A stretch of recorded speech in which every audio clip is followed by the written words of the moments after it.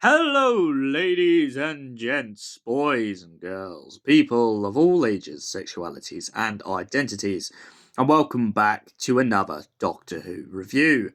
And today's Doctor Who review is none other than Orbis. Well, let's catch you up from the previous story, The Vengeance of Morbius. The Doctor defeats Morbius and falls down a pit, where he's assumed to have died with Morbius.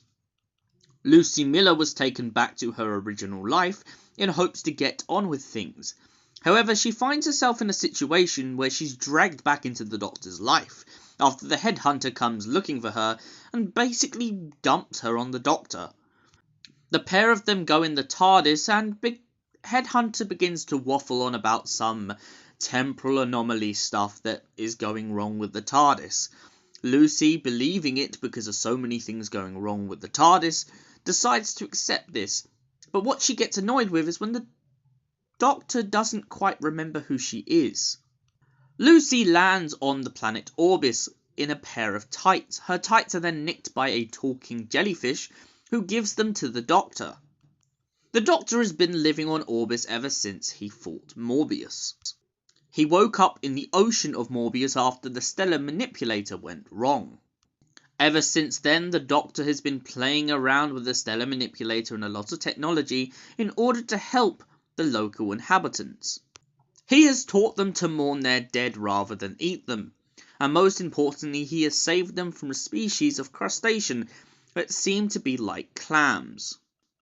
However, these pearl-looking giant clams don't seem to want to give up. They keep returning to Orbis again and again and again to fight the calamari, or however you pronounce this species name, and essentially the pair of them back and forth. The Doctor, of course, tries to settle a peace between the two species, but of course, with one of them hungering for the other, it's a never-ending slaughter. The Doctor's plans are then turned up on its head when Lucie Miller turns up. He points out that he has no clue who she is, and his memory is a little bit foggy. He then insults Lucie by implying that she's from the 1980s instead of the 2000s. Lucie mocks him back and says, "Where's my rah-rah skirt?" The Doctor then chases after Lucie and gets her wallop in the face, not once, not twice, but 4 times, when she says her name is Lucie Bleeding Miller. The Doctor's synapses then eventually begins to kick in. After going back to the current situation, the Doctor and Lucie find out that the headhunter has been pretty much trying to get the Doctor to turn off the stellar manipulator. However, out of the Doctor's own arrogance, he saves Lucie from a time bullet. Which, of course, is a good thing, but the arrogant side is the fact that he decides to turn up the stellar manipulator. He causes the destruction of the planet Orbis altogether by his own stupidity. Lucie then shoots the Doctor with the headhunter's gun, giving him a time bullet to the chest. The headhunter and Lucie return back to the TARDIS with the Doctor, and then wake him up when the planet Orbis is safely under control. Well, not sadly, the planet Orbis is destroyed. The Doctor wakes up from the time bullet and realizes this, and of course becomes really angry at Lucie and the headhunter. The headhunter then points out that even though she doesn't like the Doctor and can't really stand him, the universe needs him, and she can't deny the universe. The Doctor then begins to mourn the fact that he's not dead and wishes he was. Lucie apologizes to the Doctor and points out that she does feel bad for the local inhabitants of that planet. She never wanted the people on Orbis to die, but at the same time, she knows that she needed whatever means to get him away from the planet altogether. She then points out that the Doctor had always seen the Earth as home, and maybe that's why he should go back there. The Doctor then begins to insult the human race, and Lucie jokingly mentions that that's just Blackpool. This causes the Doctor to laugh and smile, and of course the pair of them become great friends once again.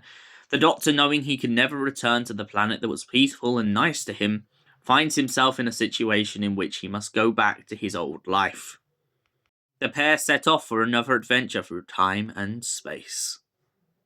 So, Doctor Who, Orbis. What did I think of this audio? Well, it's beautiful, it's a tragedy, and most importantly, it really reminds you of every scenario in which the Doctor finds himself somewhere so parallel, so deserted, that it's really, really crucial to him that he finds himself some inner peace. You could also see Lucie Miller's conflict in this story. This idea that she wanted to just get on with her life. She loves the Doctor dearly and they are absolute chums, but at the same time she never expected to be thrown back into his life, no matter what the headhunter says. I also love the flashback in this story where we finally get to see the Doctor battling off once again against Morbius. And that cliffhanger in this story where the Doctor can't remember Lucie's name or who she is absolutely gobsmackingly beautiful. And for the start to this third box set, I'm going to give it a solid 10 out of 10. Thank you for watching, and we'll see you in the next Doctor Who review. Until then, stay beautiful and have an incredible night, you gorgeous people.